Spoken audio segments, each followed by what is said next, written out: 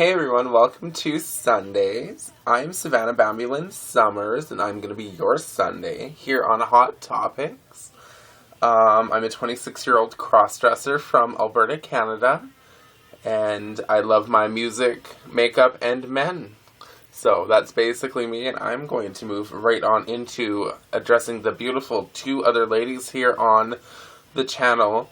It's now like 2 a.m. and I haven't seen Saturday's posting yet, so I'm just going to record and go from there.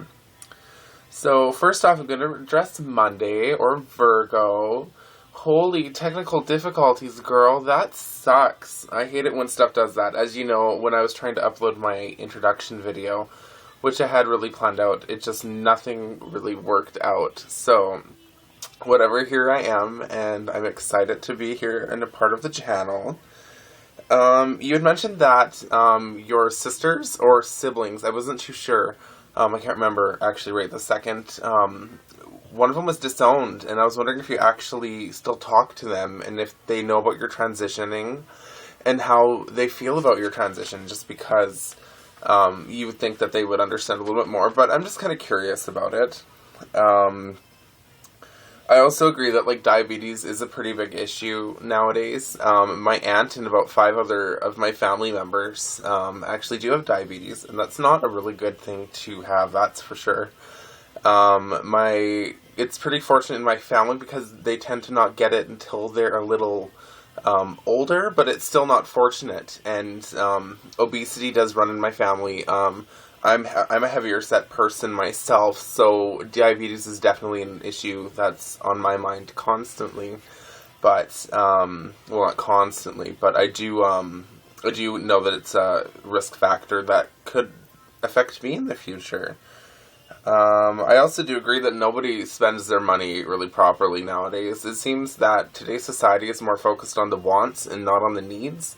And I'm just as guilty as everybody else. I will rush out and buy the newest makeup or the newest trend in clothing and things like that before I even stop to think about other people. I do try to donate at least once or twice a year to get some, at least to feel like I'm doing something. And I do volunteer every once in a while. I haven't in a long time, and that is very unfortunate. But yeah, no, I do definitely agree that people should really pay attention and focus on some other people who need the money more than that brand of clothing you're trying to buy or makeup and stuff like that. So at least that's what I spend all my money on, girl. Tuesday, Marie. Oh my god, I absolutely love your accent. Do not change it. Do not apologize for it. Speak in it and speaking it loud and clear. It's so gorgeous. Oh, I wish I had an accent. I guess I do to you, but, I wish I had something a little bit cooler than a Canadian accent. A Canadian gay guy accent, eh? It's horrible. I'm really sorry to hear. It sounds like you've had definitely the walk of life, that's for sure. You've, been dealt a couple rough blows, that's for sure, and I'm really sorry to hear that, just because you seem like such an amazing person, and I do hope eventually we do get to meet, because I just could sit down and listen to you tell stories and give you hugs and stuff like that, and you just seem like an amazing person, and I can't wait to explore this channel with you. Moving as a child, I couldn't even imagine. I had to move around a lot, but the fortunate thing about me was when I was moving as a child, it was generally in the same town. But when I was a child, at one point, I had to move to a smaller town. I live in a small city, but I had to move to like a village, and it was really hard. And I couldn't even imagine moving to a different country where you would have to not know the language and learn it and stuff like that. So it's crazy. And children can be very, very mean and stuff like that, and stuff like that. We all know that. We were all there. And I'm really sorry to hear about all the lack of support that you had as a child and as a person developing, because that is never a good feeling. And I do somewhat understand, but not quite on your level or Virgo's level, because Virgo didn't have any support either. So, I didn't quite deal with it the same. Everybody's different, but we'll get into that in just a minute. So if you see me keep looking down, the reasoning why is I am actually, I have all my notes and stuff written on a piece of paper, so... so now I'm just going to move on to the topics, and discussing them, about me specifically. So, the first question was, growing up, did you feel able to be yourself, and did you, be who everyone else, or did you be who everyone else expected you to be, out of fear and judgment and rejection, and why? I definitely tried to be, what everybody expected me to be. It was really hard growing up and being gay, and on top of that, being a cross-dresser, just because when you're gay, it doesn't seem like it's that big of a deal, but when you're gay and you're wanting to dress up in women's clothes and do stuff like that, it just seems like it's really confusing. So I got teased quite a bit growing up. I did have a really good core group of friends, but I was very poor growing up, and I was very overweight. I still am overweight, but I was an overweight child. I was poor. I was raised by a single mother who made like $8 an hour, and we lived in low income, and I didn't get a whole lot of support from my family.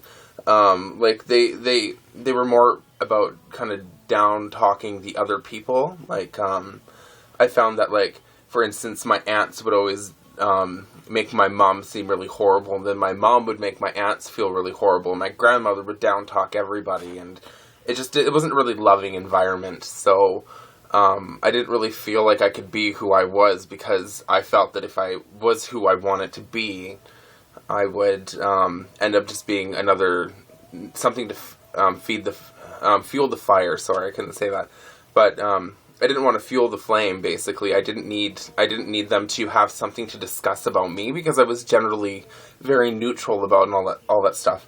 And I'm turning 26 on the 31st, and I actually just came out to my family at the beginning of March. And it was a big step. I've been out to all my friends and stuff like that for a while now, but I wasn't out to my family. So I told all of my family I like boys, and I told my mom I like to dress as a girl.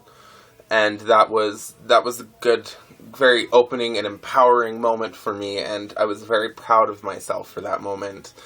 And now it just feels, it's just, I don't know, nothing really changed. I feel the exact same, because I'm not really close with my family. I tend to keep them away, but it's nice to go and not have to fear them finding out anything, because if they find out right now, I really don't give a fuck.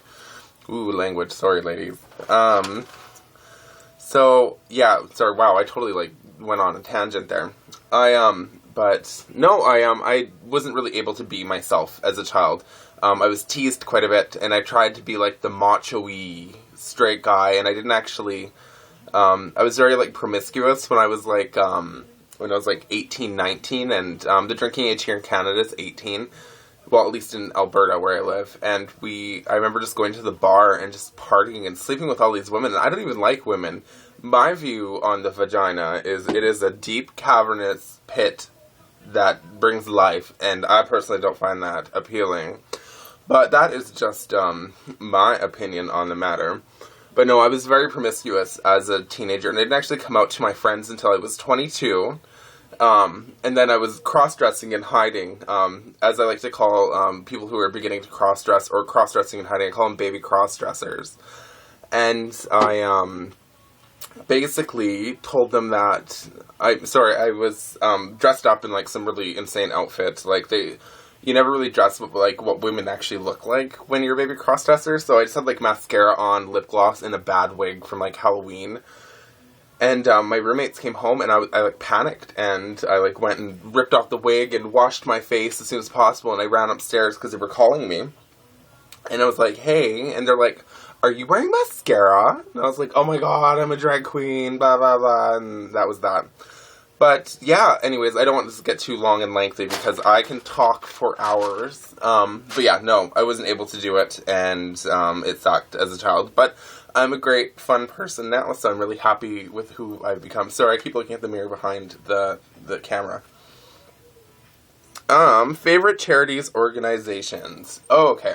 So this one's gonna probably be lengthy too, because I like to talk.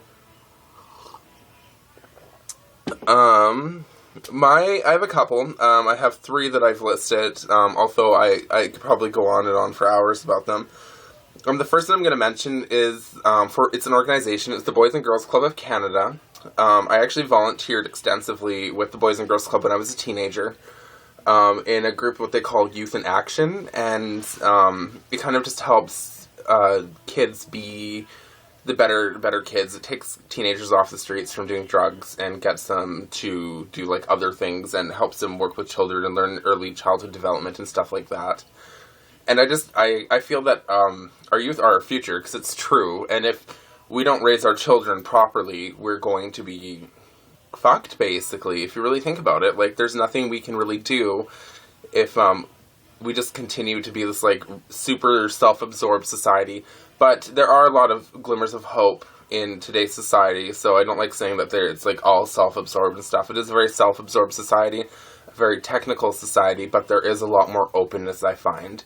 Like, 30 years ago, somebody could not walk down the street dressed like I am, because it would be either if she was a woman and dressed like me, she'd probably be called some very horrible things, or if it was another cross-dresser like me, or a transgendered individual, they would not be able to do it. So we've gone ahead in time, and that is because our youth is getting better. Like, we were raised to be more open, and we're raising our children to be even more open, and that's kind of what society is becoming.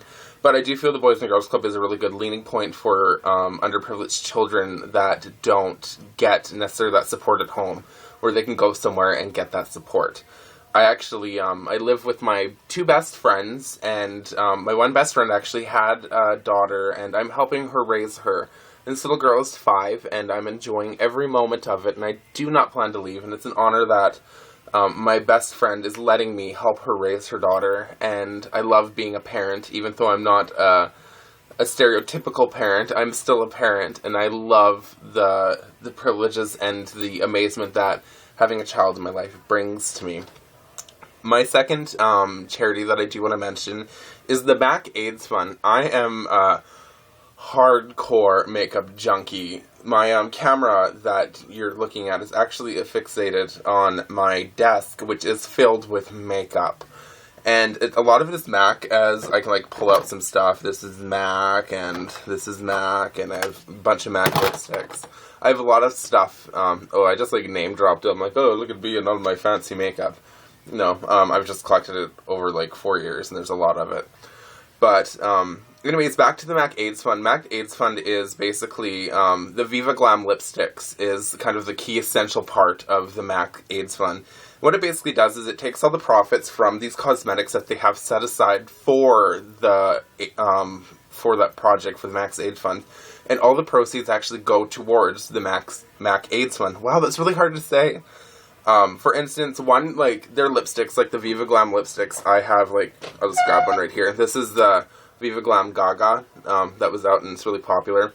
Oh, and I just love the way they smell. And I'm wearing, this isn't a Viva Glam one, but anyways, the Viva Glam lipsticks, they're really great because, this one tube of lipstick, could buy 254 condoms that they hand out to young gay men, or young men so that they can use protection so that they don't get AIDS, or it can be 2 nights in a shelter for a homeless person with AIDS, because it's really hard for people who are homeless to get that support.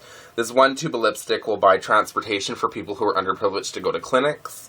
It will buy nutritious meals for children who have AIDS. It also does, it's just countless things. If you go to the website, it actually lists all of that stuff. So I'm a huge supporter of that, because AIDS is very, very much an epidemic. And it's horrible that all these young people, especially in Western society, I think everywhere, but young people, they just don't pay attention to the risks of everything. So it's really nice to know that something just as simple as a lipstick can really help somebody, and I love that. And the third one, it's a pretty straightforward one. I'm not going to get into too much of an explanation of it, but it's the LGBT youth line that was actually founded in Toronto, Canada.